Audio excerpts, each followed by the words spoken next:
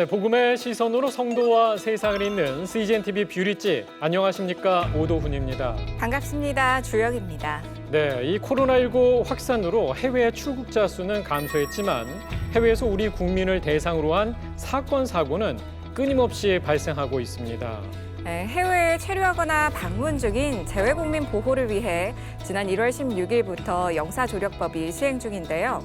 해외 체류자와 방문자 모두의 이목을 집중시키고 있습니다. 네, 특히 코로나19 위기로 선교지 어려움이 가중되는 가운데 영사조력법은 선교사들에게 희소식이 되고 있습니다. 네, 영사조력법에서 주목해야 할 부분 어떤 것이 있는지 함께 고민해 보겠습니다. 준비된 화면 먼저 보시죠.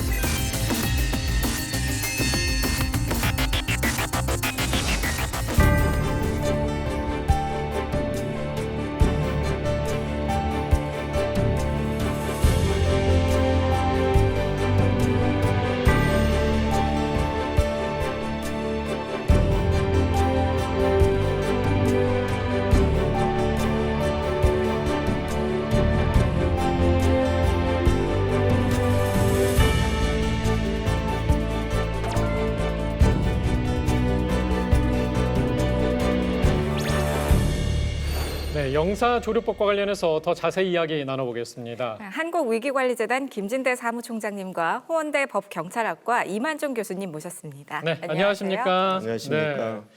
자, 우리가 이 영사조력법과 관련해서 좀 여러 가지 궁금한 점이 있어서 두 분을 모셨는데 이렇게 어려운 발걸음해서 너무나 고맙습니다. 사실 영사조력법이 1월부터 이제 시행이 됐는데 요거에 대해서 좀 정의가 좀 필요할 것 같거든요. 모르는 분들이 많으실 것 같아서 교수님 요거 먼저 설명 좀 부탁드릴게요. 이제 정식 명칭은 이제 재외국민 보호를 위한 그런 영사조력법이에요. 그래서 이게 이제 과거에는 이제 외교부에서 이제 훈령으로 이렇게 이제 작동이 됐었는데 이번에 이제 법으로서 이제 최초로 이제 제정이 됐던 것이죠. 그래서 2021년 1월 16일부로 이제 제정이 돼서 이제 시행이 되고 있는데요. 법과 이제 시행령이 있는데요. 법이 23개조 그리고 이제 시행령은 26개 조항으로 이렇게 이제 구성되어 있습니다. 그래서 외국에 나가 있는 우리 외교 공무원, 이 영사들이 해외 체류 중인 우리 국민들에 대해서 어떻게 어떤 범위로 어떤 규모로서 이렇게 도움을 줘야 되는 건가 이런 것을 이제 구체적으로 상황별로 이렇게 이제 명시해 놓은 그런 그 법이다 이렇게 이야기를 할 수가 있겠습니다. 그런데 이 영사조력법 시행과 관련해서 해외 체류자들 그리고 방문객들이 굉장히 환영하는 분위기인데요. 영사조력법이 시행되면 어떤 변화들이 있을까요? 일단 헌법 제2조 2항에 국가는 재외 국민들의 어떤 안전과 신변 보장을 위해서 힘써야 된다는 건 있었지만은 그래도 구체적인 법령 자체가 없었기 때문에 그동안은 교수님 말씀하셨듯이 외교부 훈령으로 진행되었던 것이죠. 이제 법령이 정비된 그런 상황이기 때문에 조금 더 체계적으로 외교부가 예산 확보라든가 인력 확보 등을 통해서 재외국민 보호 시스템을 구축할 수가 있게 되는 거죠. 영사조력법 참 기대가 되는데요. 어떤 부분에 주목하면 좋을까요? 몇 가지 이제 간단하게 이제 요약해서 이제 설명을 드리면 정부의 도움으로 이제 위기에서 벗어났을 경우에 정부에서 우선 이제 먼저 이렇게 자금을 이제 지원해 주지 않습니까? 이런 거는 이제 정부에서 우리 재외국민한테 이제 비용을 청구할 수 있는 법적 근거 이런 것도 있고요.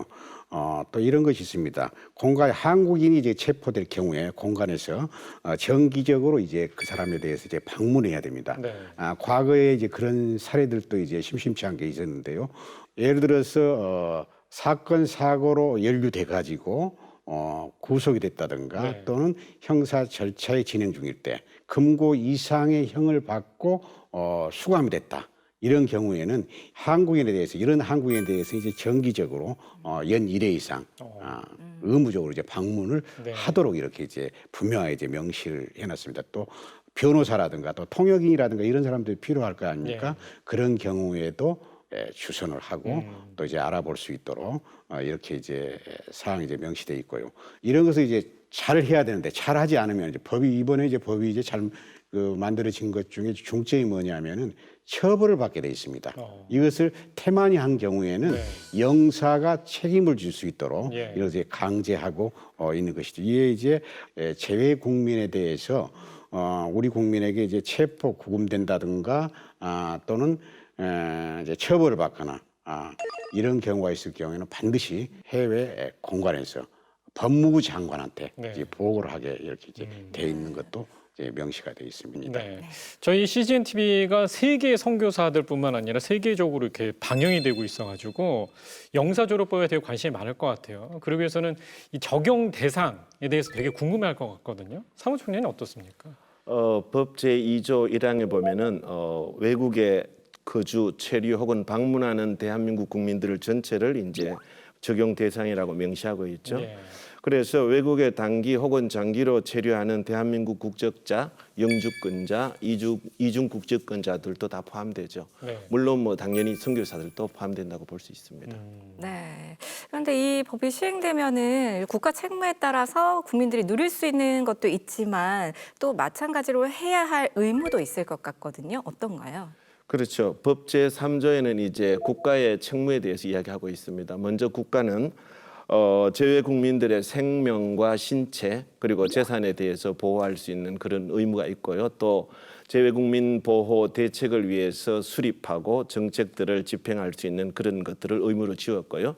또 재외 국민들의 의무로 봤을 때는 주재국의 어떤 법률이나 제도, 문화, 관습 이런 것들을 반드시 지켜야 되고 또 본인이 이제 거주하는 어떤 그 국가나 지역의 안전 정보들을 최대한 본인이 숙지하고 그래서 본인의 어떤 그 신변 안전에 대해서는 본인이 확실히 책임지는 그런 자세를 가져야 되죠. 또 하나는 이제 국가가 우리 국민들에게 공지하는 어떤 그 위기 정보에 대해서는 반드시 따라야 되는 그런 어떤 의무도 있죠.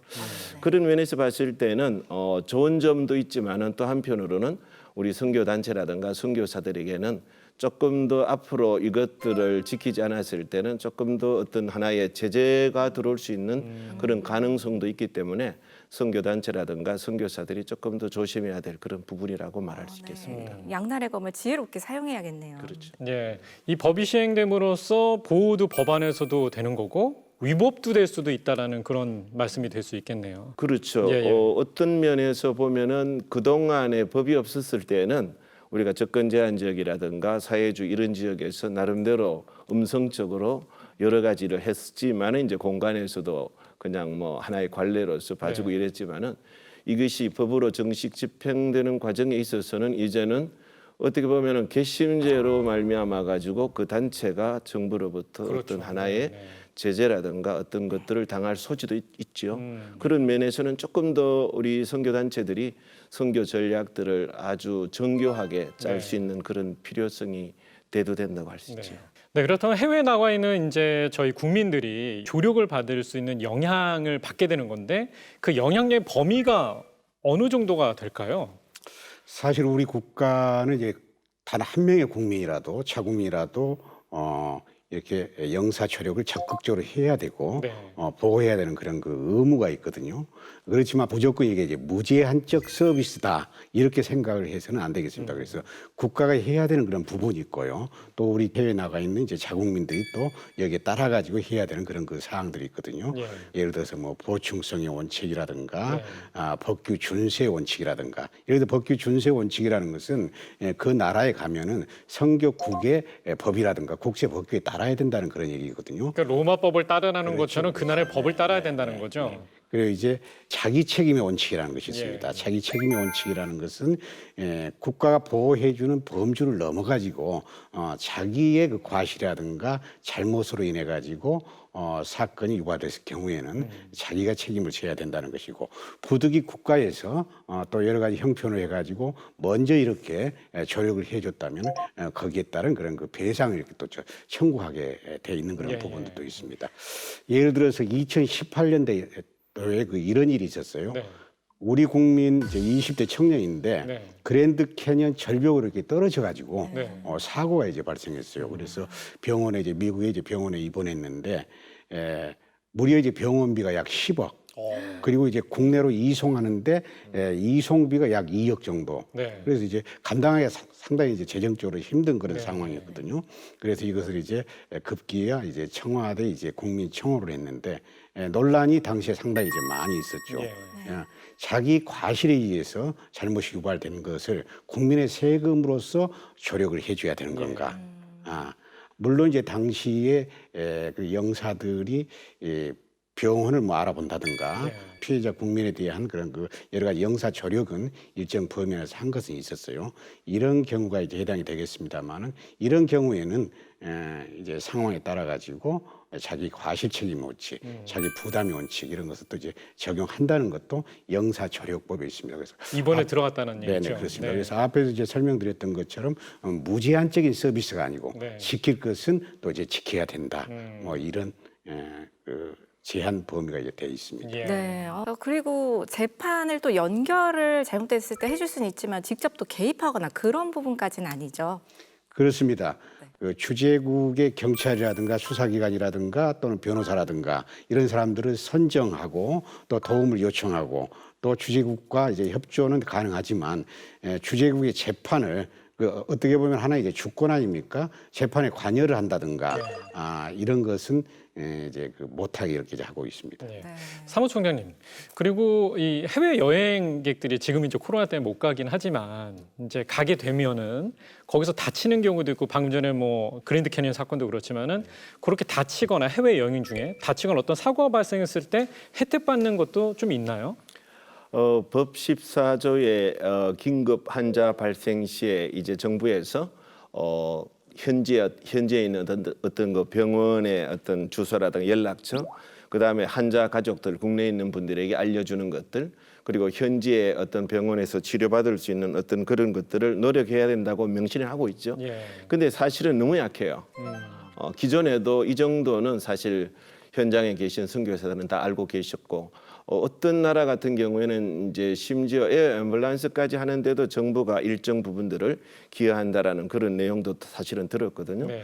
그래서 현재 어떤 명시적으로는 나왔지만은 사실 저희들이 기대할 만한 어떤 그 수준에까지는 이르지 못했다. 예를 들어서 조금 더 정부에서 적극적으로 어떤 거 뭐 제도적으로 밑받침해서 아주 긴급한 경우에는 위기 기금이라든가 이런 어떤 정부 부처의 기금을 통해서 지원할 수 있다면 훨씬 더 재외 국민들의 치명적인 어떤 그런 위험에서 생명을 구할 수 있는 그런 경우가 있을 수 여기에 있다고 생각하는 거죠. 돈 같은 게 이렇게 명시가 돼 있네요. 아니면 숫자라든지 어떤 뭐 사건이 발생됐을 때 얼마큼을 배상해주고 얼마 범위 안에서 뭐 해준다. 아직은 전혀 없어요. 그런 건 없어요. 단지 이제 현지 어떤 병원이라든가 연락처, 네. 국내에 있는 가족들에게 알려주는 것들, 그다음에 현지에 있는 의료기관에 적극적으로 할 수 있도록 그 정도기 때문에 조금 미흡한 어떤 그런 느낌이 들죠, 사실은. 네. 그래서 사실 선교사님들 같은 경우에는 여러 가지 종류의 위기를 다 만나잖아요. 그렇죠. 네. 뭐 교통사고라든지 암이라든지 또 뭐 질병이라든지 전염병, 철수할 경우 이런 많은 경우가 있는데 네. 이런 것에도 앞으로 조금 더 우리 정부가 신경을 써서 정부의 어떤 긴급 지원 자금 같은 것들로 일정 부분이라도 해준다면 훨씬 더 도움이 될 것 같습니다. 네. 아까도 말씀드린 것처럼 그 몇 가지 원칙 중에 하나가 이제 자기 비용 부담의 원칙이라는 게 있어요. 네. 물론 이제 국가라는 게 하나에서 10가지 전부 이렇게 이제 지원을 해주면 굉장히 좋죠. 예. 그렇지만 그러지 않는 경우에는 또 이제 다른 또 저항에 이제 또 불만이 또 될 수가 있고 또 네. 부딪힐 수가 있거든요. 또 이제 형평의 원칙이라는 게 있습니다. 이것은 뭐냐면은 국내에서 이제 피해를 받는 사건 사고를 해가지고 피해를 받고 어려움을 받는 그런 사람들도 있지 않습니까? 그렇죠. 네. 근데 국내에서 있는 사람들, 국민에 대해서는 그 정도 지원이 안 되는데 어떻게 보면 해외에 나가 있는 사람이 무모한 그런 행동을 해가지고 자기 과실이 많은 부분까지도 이렇게 과연 국가에서 부담을 해야 되는 건가? 네. 이런 것은 또 형평의 원칙에 이제 어긋난다는 것이거든요. 그래서 이 법을 영사조력법을 만들면서도 넘지 말아야 되는 그런 그 범위를 이렇게 이제 규정을 하고 있습니다. 네. 근데 이제 해외 같은 경우에는 국내는 이제 좁고 또 구조 헬기도 뜨고 의료기관들이 워낙 많지만은 네. 사실 제3세계라든가 우리 선교사님들이 나가 있는 지역은 의료가 취약하고 네. 또 어떤 그 선진 의료 서비스를 받으려면은 어떤 에어 앰뷸런스라든가 이런 것들을 이송을 사실 해야 되거든요. 그런 경우에 어떤 좀 스페셜한 케이스 이런 경우에는 정부하고 그다음에 SOS나 이런 어떤 에어 앰뷸런스를 운행하는 그런 어떤 회사하고 또 선교계라든지 네. 뭐 이런 약간 어떤 그런 협정을 맺어서 앞으로 조금 더 제도적인 네. 보완이 있었으면 좋겠다 이런 생각들을 해보게 됩니다. 네.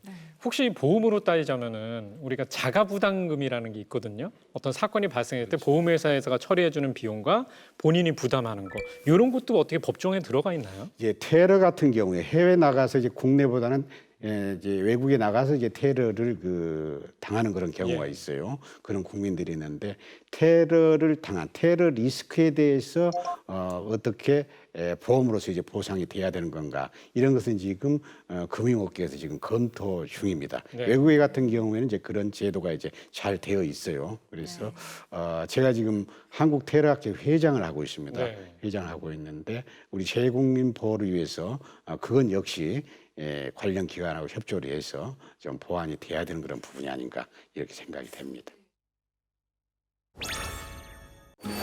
영사조력법 중 선교계는 특히 어떤 부분을 주목해서 봐야 할까요? 선교 현장에서는 여러 가지 위기 상황들이 많이 발생하기 때문에 개인적인 위기 대처도 필요하지만은 대외적인 해외 선교에 대한 뒷받침이 굉장히 좀 미흡했던 것은 사실입니다. 주재국에 있는 선교회사 전체 차원에서도 대사관과 어떻게 연락하고 이런 어떤 그 전반적인 운영할 수 있는 시스템 구축을 저희들이 해왔고 앞으로도 이런 것들을 계속해 나갈 그런 계획입니다.